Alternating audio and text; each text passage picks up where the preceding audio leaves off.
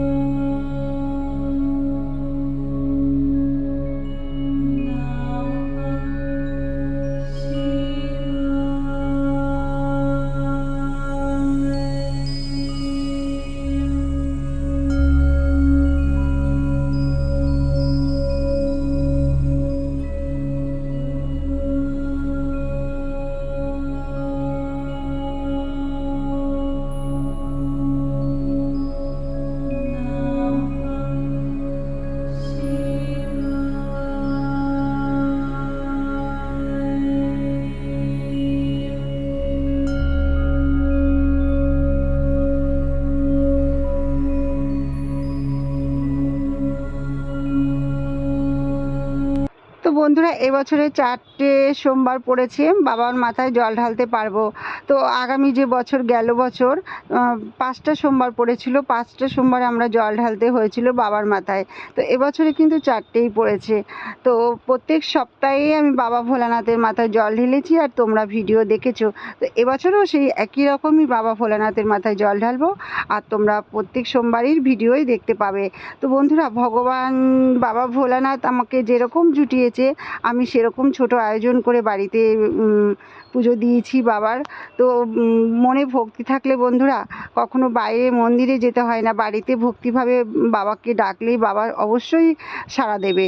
তো মনের ভক্তি হলো সবথেকে বড়। আর দেখো এপাশে কি কাণ্ড করলো মিঠাই, যে পুজো দিতে বসে ও আমার ভাগ্নির সাথে কোলে বসে জল ঢালবে একই সাথে বাবার মাথায়। তো বন্ধুরা, ভগবানের বাচ্চারাই হলো ভগবান। তো ও যেটা চাইছে ও সেটাই করুক। তো আমার ভাগ্নি যা যা করছে ও তাই তাই করবে, যা জল ঢালবে, ফল দেবে, ফুল দেবে।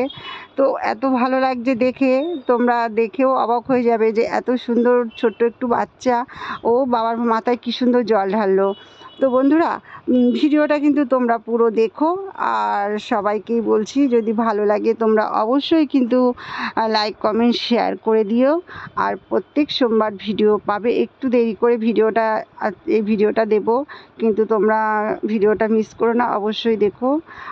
আর আমার এই ভিডিওটা কে কোথার থেকে দেখছো অবশ্যই কিন্তু একটু কমেন্ট করে জানিও, যেহেতু আমার বন্ধুরা কে কোথার থেকে দেখছে, আমার এই ভিডিওটা কত দূর যাচ্ছে সেটা আমি জানতে চাই।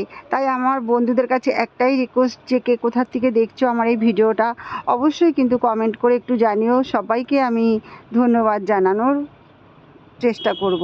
তো বন্ধুরা, আর ভিডিওটা সবাই মাথায় জল ঢাললো বাড়িতে, আর কীরকম লাগলো তোমরা কিন্তু কমেন্ট করে কিন্তু জানাতে একদমই ভুলো না।